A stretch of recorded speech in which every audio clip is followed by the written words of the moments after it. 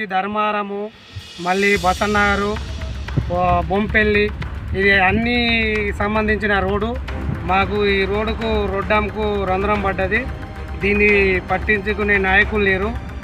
మరియు మొన్న వర్షాకాలంలో స్కూల్ పిల్లలకు సుధా పోవడానికి ఇబ్బంది అవుతుంది. ఈనంగా వరద పోతుంది, స్కూల్ సుధా బంద్ అయిపోతుంది, ఆటోలు మొత్తం ఆపుకోవాల్సి వస్తుంది. మేము ఎవరికైనా ఇబ్బందికరమైన విషయం ఇది. వెంటనే దీన్ని అధికారుల దృష్టికి తీసుకుపోయి మాకు ఒక బ్రిడ్జి కట్టాలని చెప్పి నాగనాయుడు రైతు సమస్యలు రైతు పక్షాన కోరుతున్నాను. నేను నాగనాయుడు ప్రజల రైతు పక్షాన కోరుతున్నాను. మరియు ఈ బ్రిడ్జి కోసము అప్పటికప్పుడే మరమ్మతు చేసి పంపిస్తున్నారు రోడ్ను. అలా కాకుండా పర్మనెంట్ బ్రిడ్జి కావాలని చెప్పి ఈరోజు కోరుకుంటున్నాం నాగనేడు రైతుల పక్షాన.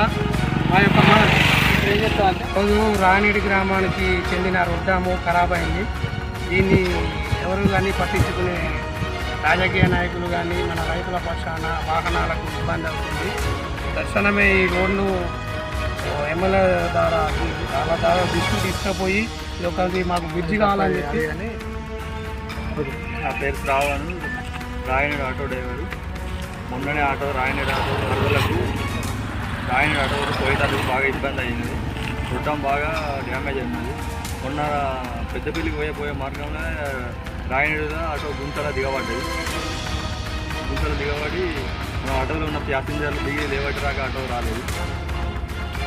అందుకే ఆటో దిగబడిన ఇటు వచ్చే పెద్దపల్లి నుంచి రాయనేడుకి వచ్చే వెహికల్ ఆగిపోయినాయి మొత్తం. వెంటనే దీన్ని అధికారులు పట్టించుకోవాలని పట్టించుకోవాలని కోరుకుంటూ